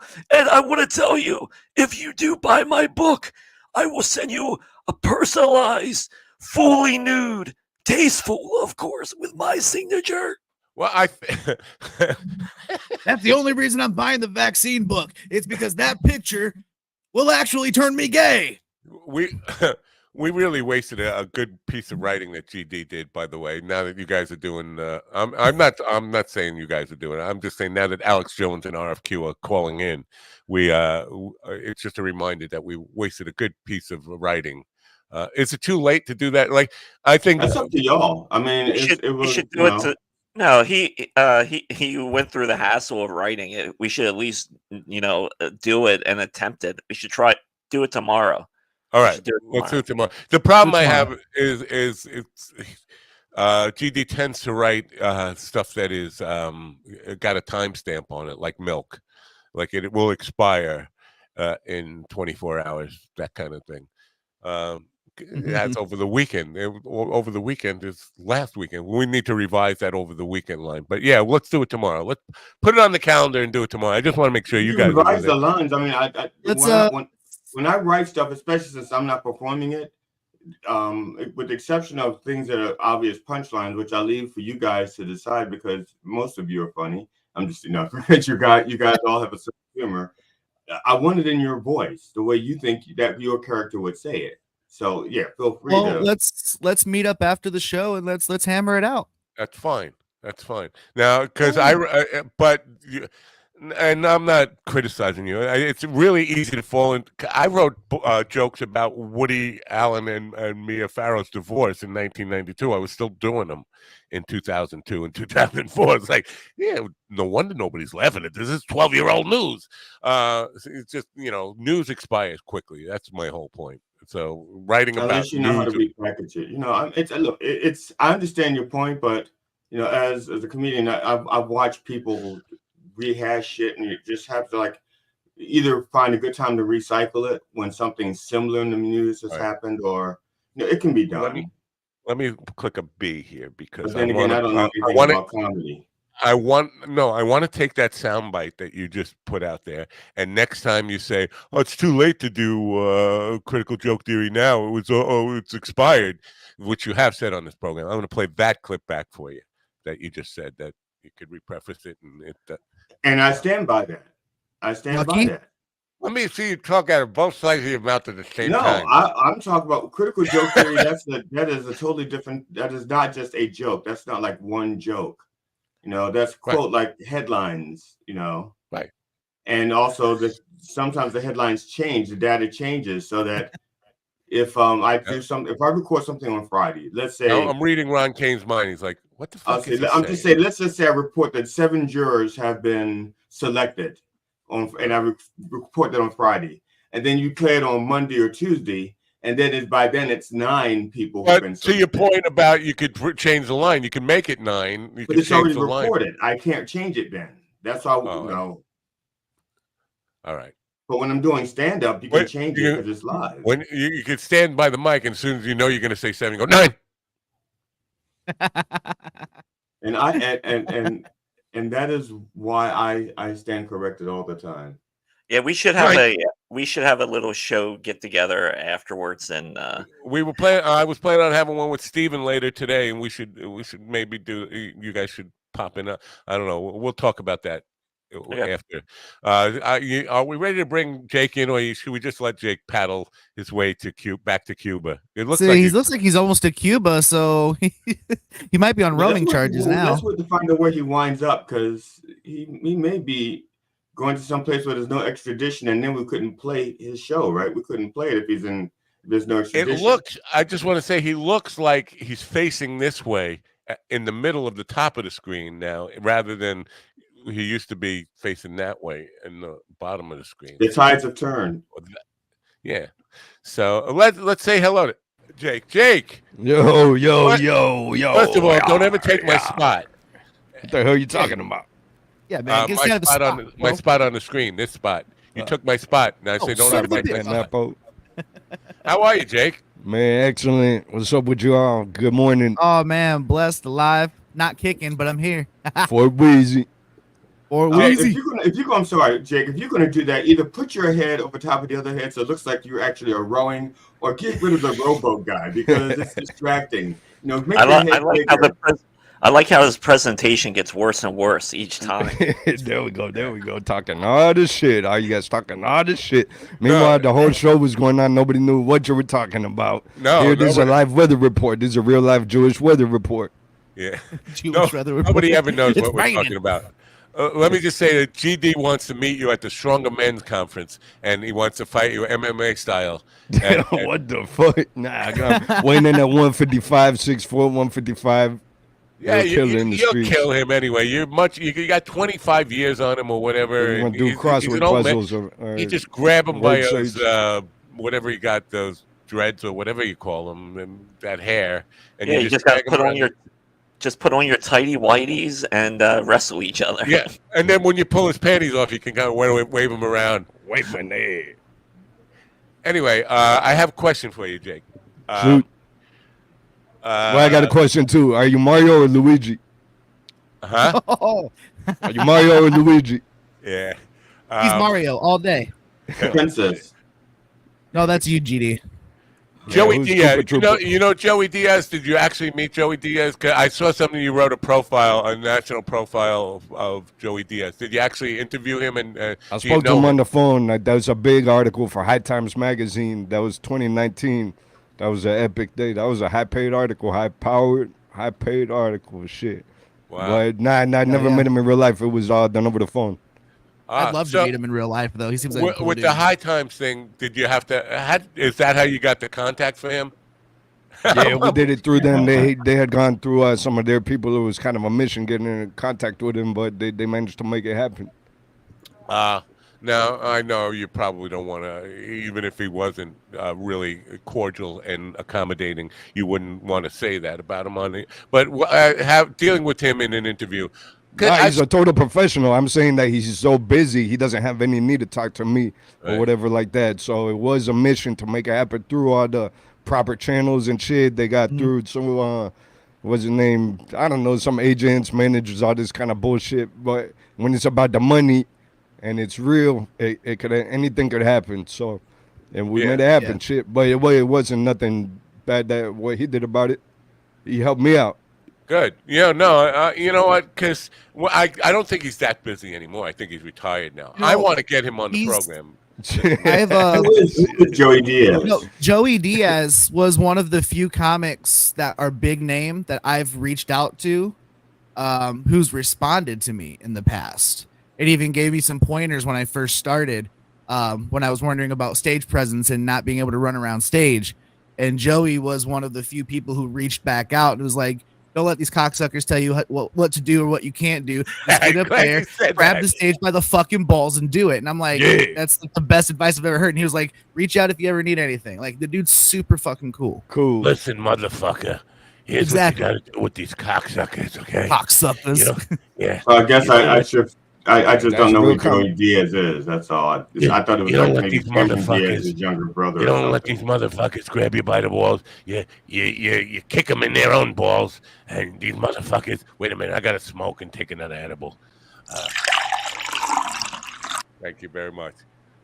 See, That was for GD not knowing who Joey Diaz. Really? How do you? GD doesn't know who Jack Benny was. I don't know. Actually, I know, but I do know who Rochester was. So okay.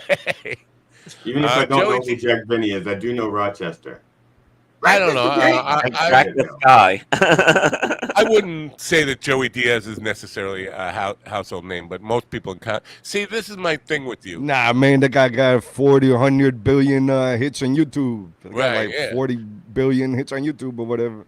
Right. I don't care if he did 40 hits of acid. I don't know who he is. That doesn't change. It doesn't change the fact that I'm not saying that he's not popular. I'm just saying I don't know who he is. No, I get it. You don't find any value in understanding the current state of the art form and who's relevant in the art form of comedy. Is he relevant in the art form of comedy? I don't know. Ask Ron Kane. He's our relevant our chief relevance correspondent. Yes, he has relevance in comedy. Okay. There you go. He's connected. He's connected to Paul Mooney. He's connected to Doug Stanhope. Joe Rogan said he's the funniest guy in the world. Yeah. Okay. So the biggest communication platform in the world. So he's the funniest motherfucker in the world. But I will say he is no little Mabu. He's not that. Well, I'm just saying Joe Rogan endorsing anyone as being funny does not endear them, or does not even, that doesn't register, because I don't think Rogan knows what funny is. But that's, again, I'm just learning who Rogan is. So You're a hater. That's You're a hater, man. Yeah. You're a hater. I'm not a hater. He's got a comedy club. Of course he knows. I mean, how funny he is. I'm a Rogan fan to an extent. You know what I'm saying? Comedy-wise or podcast-wise, I think Rogan does it. Listen, I don't agree with a lot of the shit he says, and I think he's an idiot on a lot of. But I think he's a really good podcaster. As far as, listening. Yeah, He's listening. Yeah. Hey, Napo, where does this I show like go out? his- Only on YouTube, or is it on like the radio and other stuff like that? It's on Mind Dog Radio and iHeartRadio. It's on Internet Radio. Yeah. We are. He's gonna hear this. You better watch out. Jack, I got a reverse spinning hook kick. It can hit you from Texas to I'm not worried Long about Island. No, Joe I Rogan. think Joe that Rogan. reverse spinning hook kick. But as a Don't care. podcaster, I'm a fan of his as a podcaster. I love his show. I love his energy. I love his interview style. All of that. Comedy wise, I've always thought he was just one of those guys that's really loud and people laugh at him. That's Right. my opinion. But But I do think that he has an works. ear for comedy too, though, because I think he has. I do think he has a good ear for comedy as well. I kind of agree. I think you don't, just because he's not funny doesn't mean What are you talking about? that he doesn't recognize funny. Because he was responsible for Stanhope being the guest host on the co-host on the Man Show, and that to me says a lot. Like, he knew that he needed somebody who was really good, and I don't, I think Stanhope is definitely a top tier comedian, and so I think he does have an eye for good comedy.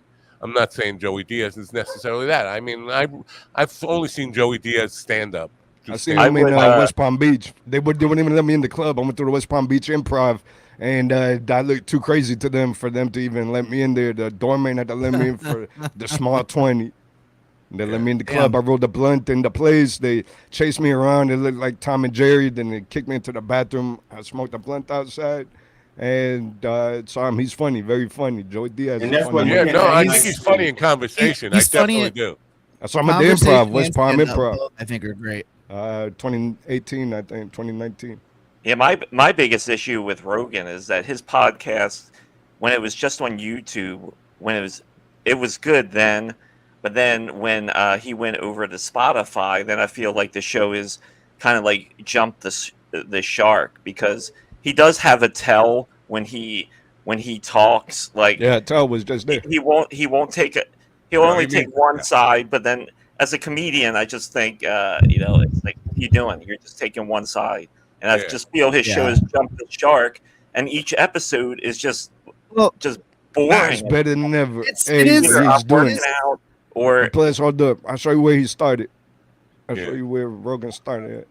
Hold up, man. Let me find it. His podcast is definitely. I mean, his content's definitely started running a little more red.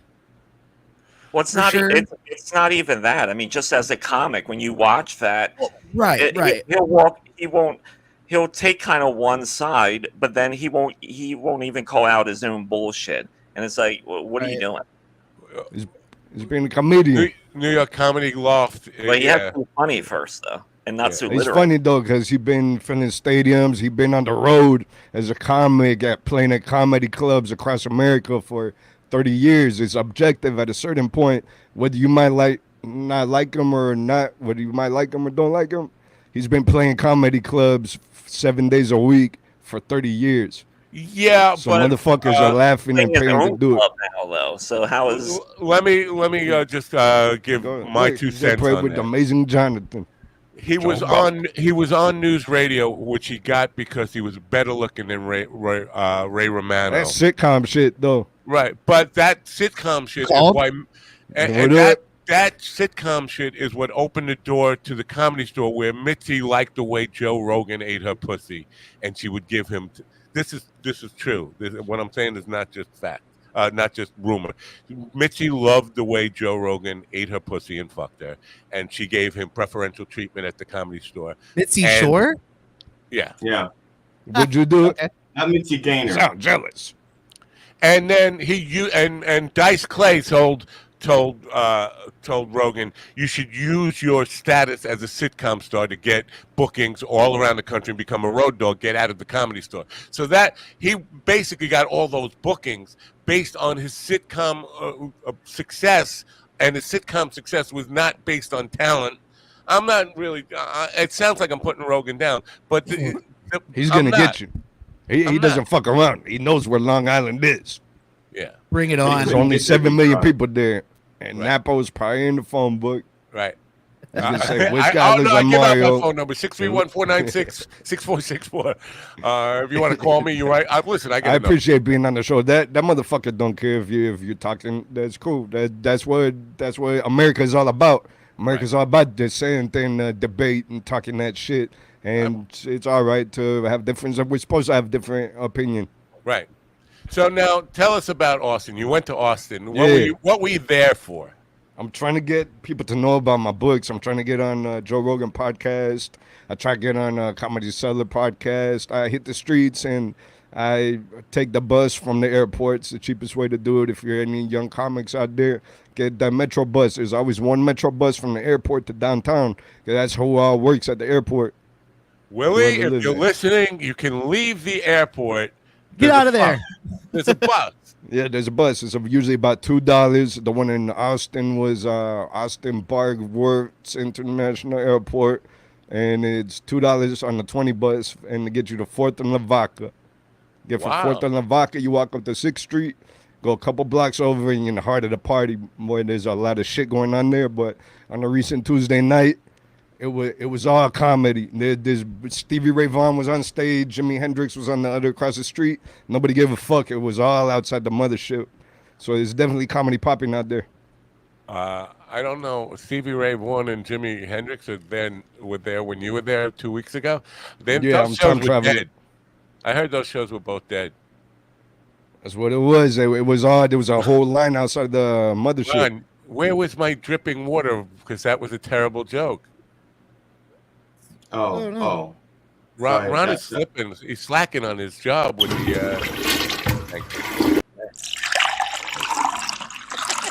Got it. That just sounds like I'm taking a piss. It does. This show is a good show. Napo, you got like 12 million downloads. I heard you hit recently. That was the evening program, not this one. Well, it's all connected. So people are listening and people are watching, and you got so much diversity of people that I wouldn't be surprised who it is. But that's why people like conflict. Yeah. We're definitely growing, and why we're growing, I don't really know why people tune into this. But I guess it's a distraction from all the other kind of stuff that's on. If you could listen to cookie cutter pop radio or rock radio or whatever country radio, that is just the same stuff, or on your way to work, or you can listen to this. Yeah, I'd rather listen to this nonsense too. Hey, when you were down in Austin, did you go check out the comedy scene at all? The mic scene and stuff? Open mics, I didn't hit that up. I was there for only 24 hours, and my Spirit Airlines got all fucked up on the way in and on the way out. So it got scrambled. I didn't get to check that out, but that would be a highlight, because I hear that's the whole feeder system. Now, there's about 10 mics that you could go play 3 a night there. I've been down there twice, and that scene is rough.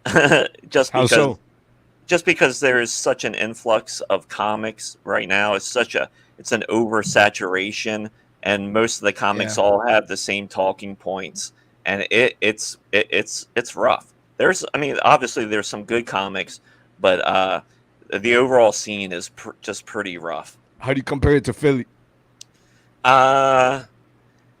Philly, it's a little better than Philly. I think the biggest thing I see happening in Philly because of Shane Gillis's success is now there's so many Shane Gillis clones in Philly, so that's a little rough, because like, oh, here we go, another guy in a hoodie and doing the same thing. Hey, I heard that's a city of brotherly hate, though. You got to be hateful, but you got to have that real roast ready activity in your mind. It's a weird city, because you can go into some places and you perform, and they seem like they're almost very progressive, even as angry as they are. But it's a good city to find out if you can handle comedy. I think Bill Burr handled it pretty well. What do you guys prefer? Do you guys prefer a super bustling scene that's almost oversaturated, or do you like it where it's almost a little not enough, where maybe you can stand out and shine more, but there's not a lot to do? Because that's kind of where I'm at. Like, I hear everyone saying there's so much of this, and it's like, where I'm at, there's so little. I would kill to have 50 clubs to choose from, or something like that. You know what I'm saying? So what do you guys prefer? More people means more activity, more chaos, more energy. That's kind of where my head's at, personally. Hell yeah. Yeah. There's shit popping in Fort Wayne, because I know a lot of national people do go through there, I think. Well, it's misleading. We have some names that come through because we have a couple decent clubs and a couple decent theaters. But as far as the local comedy scene, there's one mic a week that you have to sign up a month in advance with no guarantee of getting on. Dang, you got to do the Puerto Rican independence revolution in your town. Yeah. Kay Banks was a friend I had on. She puts on a mic every other week, and then just little things here and there. But yeah, like for me personally, I got to drive 150 miles to get to any other mics besides the one every week that we have here. That's rough. That's rough. I think there is a sweet spot, a sweet medium, because we used to play the Nautical Mile when before it got booming. Nautical Mile was like a place where people went for nightlife here on Long Island, and it wasn't quite booming. We started playing there and created a scene, and then before you know it, there were lots of bands, and then the thing was a thriving scene. There were a lot of people there, but there was a sweet spot. It wasn't oversaturated that there were 10,000 bands vying for 80 spots or something like that. There were maybe 150 bands vying for 80 spots, 80 different venues that you could play there. But it wasn't oversaturated. There's a happy medium you can find where it's a known happening, but it's not too Yeah. much. I think Austin has gotten to the point where there are probably 4 million comics there for like maybe 30 opportunities or 40. Well, that it's makes all sense. gonna And I mean, my bad. It's all gonna spin around like a toilet bowl and see where the shit pops up out because the sewer is where the rats and the roaches stay at, but there's also Ninja Turtles. There it is. There's Ninja Turtles, and that means there's pizza. So the sewer could be the shit, but it might not always be. I went to Austin in the early 90s for the music scene. It was similar to what's going on now with comedy. I got down there and I was like, there's no way I'm going to even get even heard here. Nobody's going to know that there's just too much. So I mean, Austin is nice because it is, you can just kind of go from mic to mic, but you got to learn how to work the system because since there's so many comics, each mic has like 40 to 50 comics, low end. And you got to time everything out. You got to go to one place, sign up, and like I can come back in 3 hours, and so on and so forth. And been neglecting the chat room a little bit here today. Rappler32 said snag tickets for Sam Talent's late show next weekend. If he's anything like Neil Hamburger, it'll be a guest. Sam Talent is fucking great. I saw him. So good. One of my favorites. Yeah, like 6 weeks ago or something. No, it was the second week of March, so it's about a month ago. But. Fantastic. I think Sam's at his top of his game and needs more recognition. Where are you, man? The guy's a bestseller, man. That guy's the best bookseller. He sold more books than me probably already. Maybe not. Hey, every time I come on this show, I sell another 1,000,000 books. That's why it's my third time on the My Dog Coffee with the Dog show. Right, let's 3 million strong. And I can break down the thing that you were talking about with the publishers also, because the reason that they do that is the people that are making those sales, those are the bookstores. So that means they got in contact with some bullshit big time distributor, and those distributors put in the orders for all the borders in the country, whatever big bookstores there are left. That's how they get those numbers up. Wow. That's not actual sales. That's sale to distributors.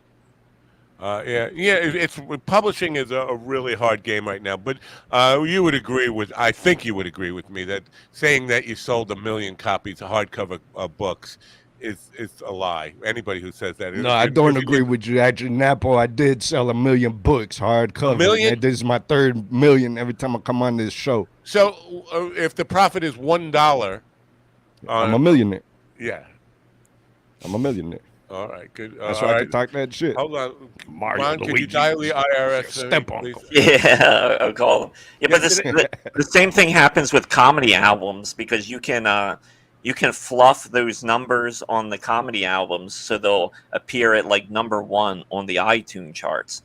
Like they won't stay there, but there's finagling you can do to get your album to like #1 without being a big deal. It's hourly. So if now, who are you fooling? Are you fooling the consumer, or are you just doing that for your own ego? I'm full of shit. You remember when I said everybody in the world is full of shit? I'm full of shit. I'm not full of shit. Well, you're full of shit by saying you're not full of shit. No, after a good cup of coffee in the morning, I am definitely not full of shit. Empty. I am 100%. Same here. Your shit. So here's my question: how many people here, and I'm counting myself, will weigh themselves before they take a dump and then immediately right afterwards, just to see how much? I've never done that, but Never done it. I don't think it weighs. I mean, really, what are you talking about? Half a pound there?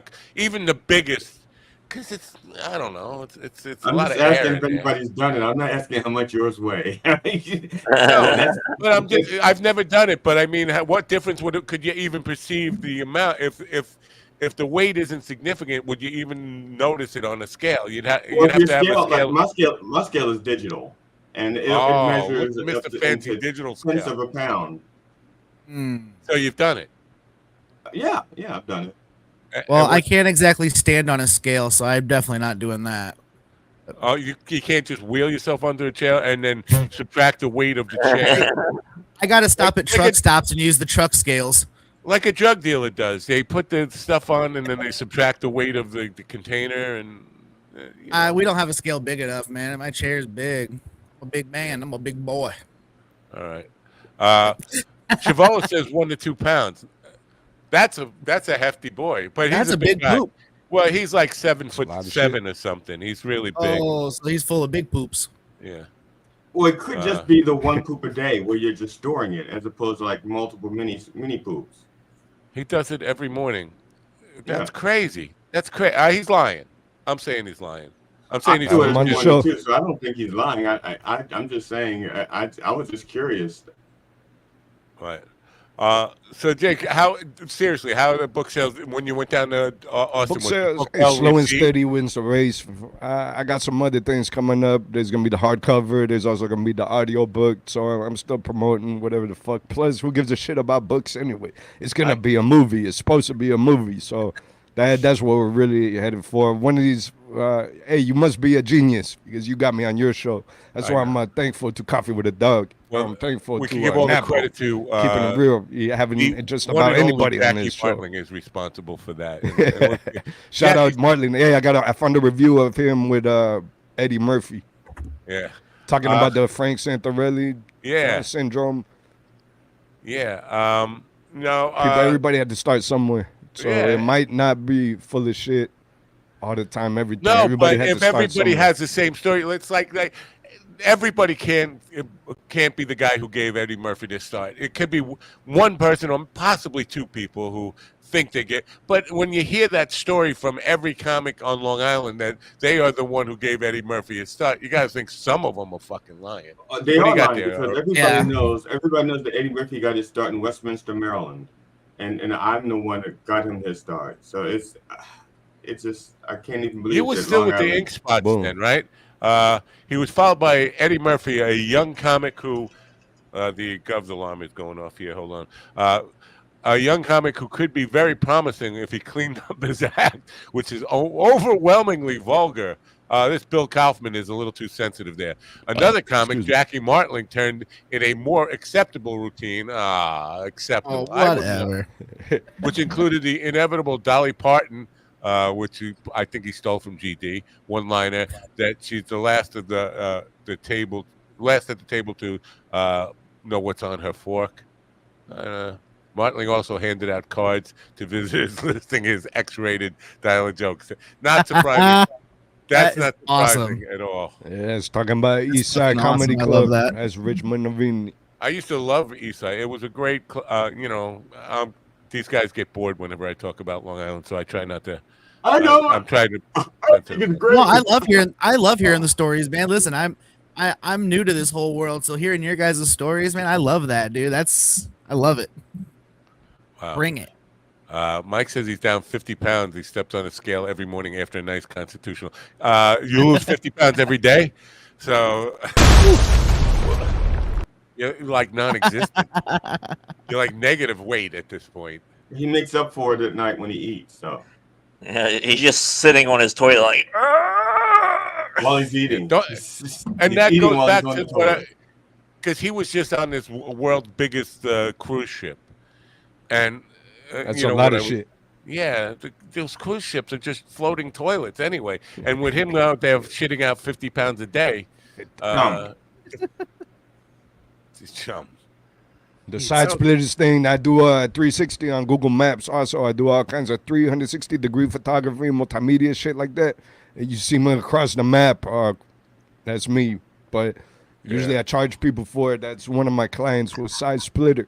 So if you go on Google Map and you look at the 360, the circle view shit, I did that.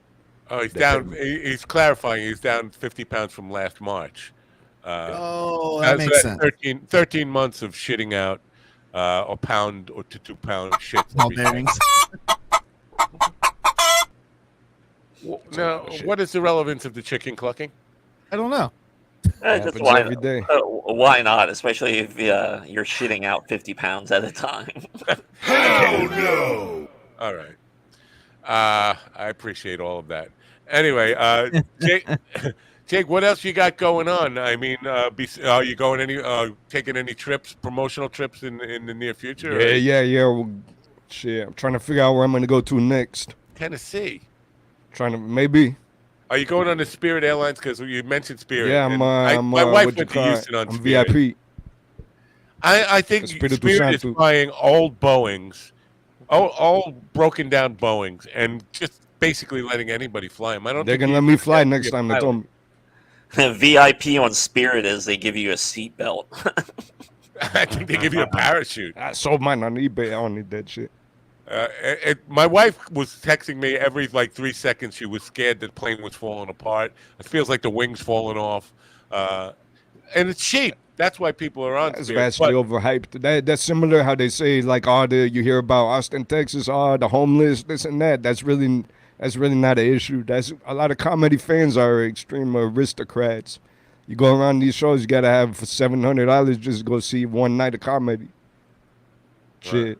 So it's not that much homeless people. They're just not really used to seeing regular people on the street.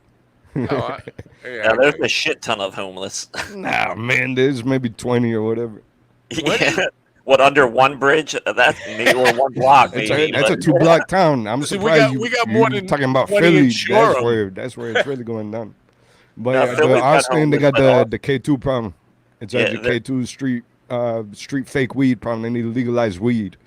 If they have the legal weed, they get rid of all that K2. That's really what's flipping people's brains out there, in my opinion.